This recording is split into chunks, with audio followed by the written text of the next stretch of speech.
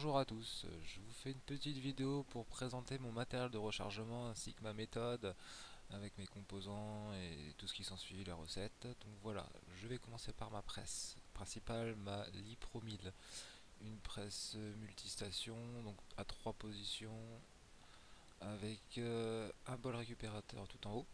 J'utilise aussi également une lie monostation qui va me servir au sertissage. En outil, pour côté pied à coulisse, un petit tournevis et puis un balance électronique ou fléau ou les deux. C'est parti. Bon ben voilà, je rentre du tir. Je viens de tirer mes cartouches, donc une petite boîte de 50. Voilà, toute amorce percutée, tout tiré. Je le mets simplement dans le bol.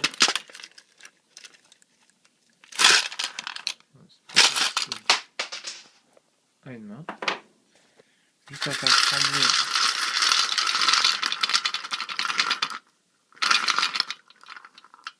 Voilà. Elle tombe naturellement dans le bon sens. Et vient de se stocker dans le tube. Et je mets uniquement mon outil recalibrage des amorceurs. Je bloque avec un simple bout de carton les amorces. Et il n'y a plus qu'à.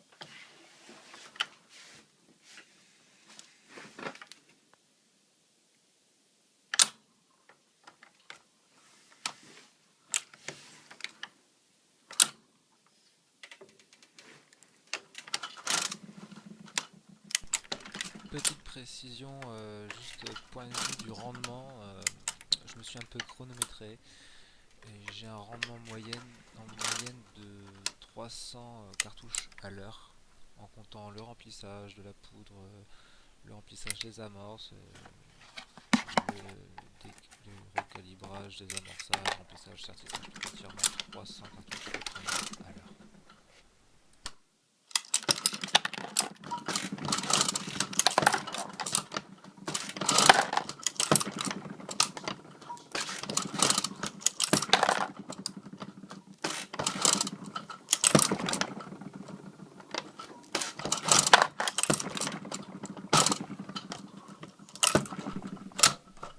Pour le nettoyage, je le mets simplement en machine à laver avec des jeans dans un sachet de l'Angelica et puis ça nettoie pour moi très bien.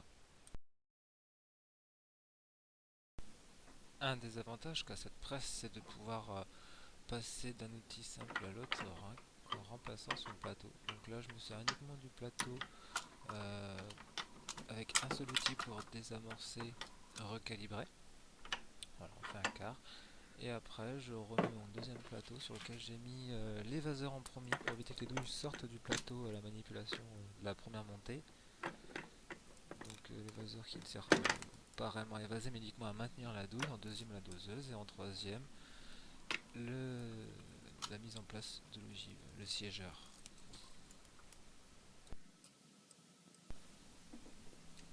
On passe à la mise en place des amorces dans le réservoir, j'appelle ça comme ça. Je mets en place une centaine d'amorces small pistol. Vous allez voir, c'est assez simple. Parfois ça vient en 2 secondes, parfois ça met 10 secondes, mais les amorces se mettent automatiquement dans le bon sens quand elles veulent.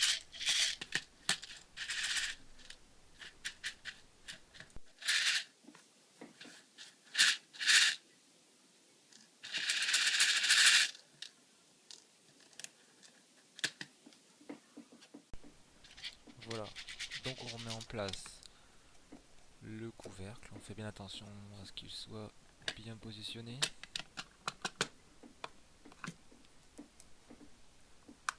Hop, il y a un verrouillage.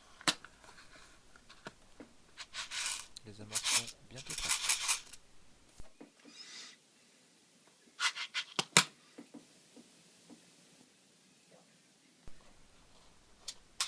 Pour faciliter la mise en place des amorces, je bloque la sortie avec un petit tournevis plat, tout simplement. Je mets le réservoir en place, je retire mon tournevis. À partir de là, je fais trembler et elle descend toute. Donc je vous avouerai que parfois c'est pas top. Pour ma poudre, j'utilise uniquement de la N320 pour le rechargement du 9 mm Parabellum. Donc en quantité, je suis à 0,24 grammes, ce qui représente 3,70 grains. Donc la Lipro 1000 est vendue avec une doseuse autodisque. Donc on a avec 4 disques de diamètres différents, plus ou moins gros par rapport à la quantité de poudre voulue. Moi j'ai trouvé mon rechargement à 0,24, ça correspond au disque numéro 46. Donc ça c'est un appareil que j'ai rajouté en plus qui permet d'avoir une dose de poudre vraiment à la quantité voulue, au grain près je dirais. Parce que sinon on se retrouve parfois entre deux trous de calibre et ça ne va pas. Donc voilà, je vais mettre en place mon disque, donc avec le trou numéro 46, ce qui correspond avec la N110 à 0,24 grammes. On fait bien attention à le mettre dans la bonne encoche.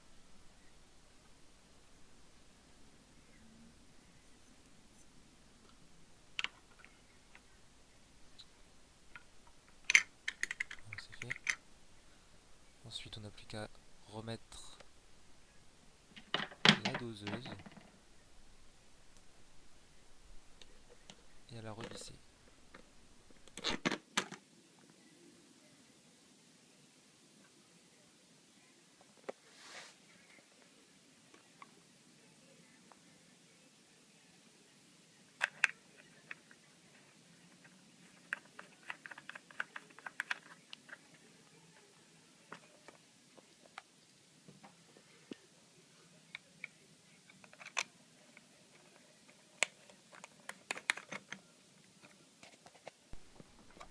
Au niveau de la poudre, mettez à peu près la moitié du réservoir de poudre pour recharger à peu près 250 à 300 cartouches pour ne pas tomber à court en plein rechargement. On remet bien sûr on pour que la poudre descende.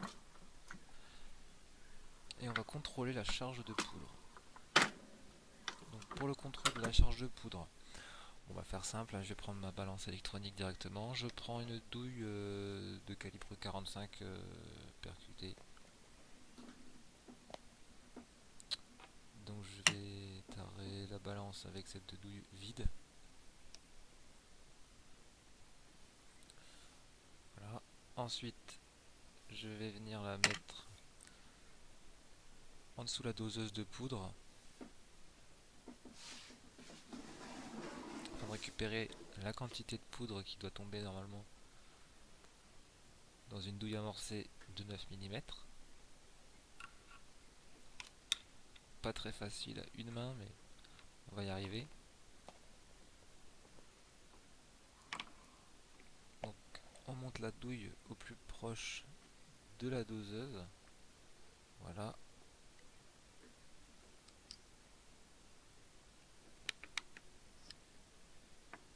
On fait un aller-retour avec le tiroir de la doseuse. La poudre descend. Et voilà. On récupère la douille sans en faire tomber. Et on pèse, on devrait tomber à la charge voulue. Donc moi c'est 0,24. C'est nickel. On peut le faire 15 fois. C'est parti pour le rechargement. Donc sur cette opération, j'amorce en levant le levier. La poudre arrive après dans la douille. Et la dernière opération, j'ai juste à mettre une ogive en place. Mes outils sont réglés pour avoir une longueur totale de cartouche de 29,20,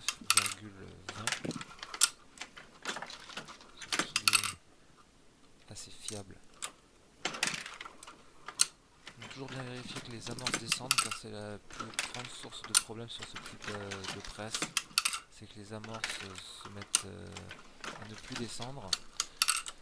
Et donc soit on fait nos cartouches où il n'y a plus d'amorce et du coup on se trouve de la poudre un peu partout, ou soit l'amorce se met de travers parce qu'elle n'est pas poussée par les autres correctement, elle se fait à moitié. Voilà, on a vu du dessus. Moi je jette toujours un coup d'œil dans la douille, savoir s'il y a de la poudre.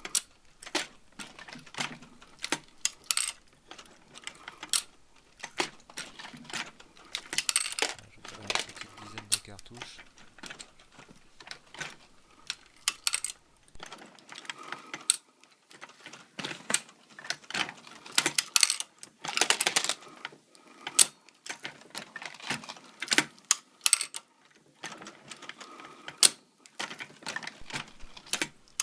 Voilà, il arrive de temps en temps que les douilles tombent à l'envers, donc moi il suffit d'en mettre à l'endroit, hein, c'est pas non plus fiable à 100%. En moyenne, quand ça va bien, on en a une sur 100, hein, donc ça peut aller jusqu'à un peu plus, ou des fois pas du tout. C'est assez aléatoire, mais bon, pas trop lui en vouloir.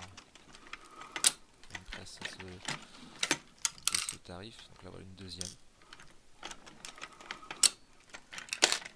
De toute façon ça bloque, hein, si on n'est pas bien, donc on est obligé d'avoir les yeux rivés sur ce... Ah, une troisième. Vraiment pas de chance aujourd'hui.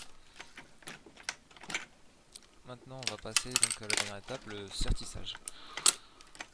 Alors en l'occurrence le réglage de l'outil, moi je règle donc en mettant ma presse en butée. Voilà. Ensuite je viens descendre mon outil de sertissage, et bien l'outil entier jusqu'à temps que l'on touche l'axe de la presse.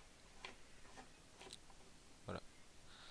Donc on relève le levier de la presse, tout simplement. Et de là, on fait un tour d'outil pour qu'en fait la butée soit le contact entre l'outil et le piston de la presse. Et que ce ne soit pas la butée de la presse et le levier en lui-même qui va se mater sinon, et on va avoir un sertissage aléatoire. Voilà. À partir de là, on règle avec la molette qu'il y a tout au-dessus. Moi j'ai fait un repère dans un trait avec un simple tournevis. Bon, moi je procède à un sertissage d'un demi. Donc je vais desserrer la molette.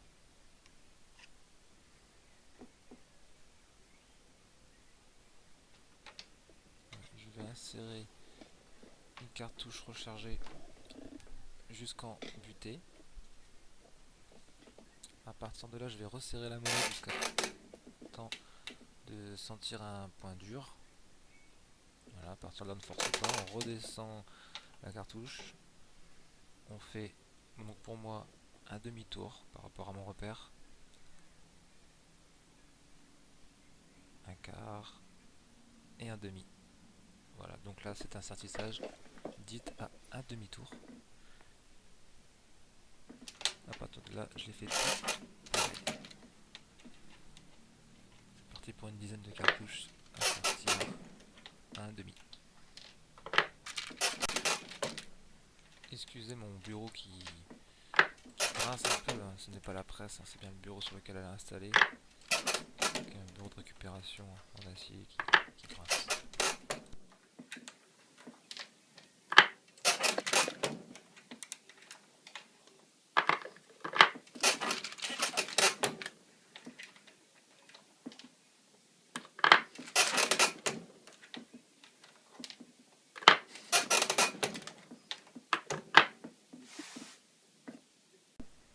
Mes cartouches sont donc terminées, donc c'était ma méthode de rechargement. Si vous voulez des petits conseils ou des petites précisions, vous n'hésitez pas à me les mettre en commentaire, je vous y répondrai sans aucun souci. Puis si vous avez des commentaires à me faire pour me donner des idées, pourquoi pas, on en apprend bien tous les jours, hein. Donc voilà, il n'y a plus qu'à tirer. A bientôt.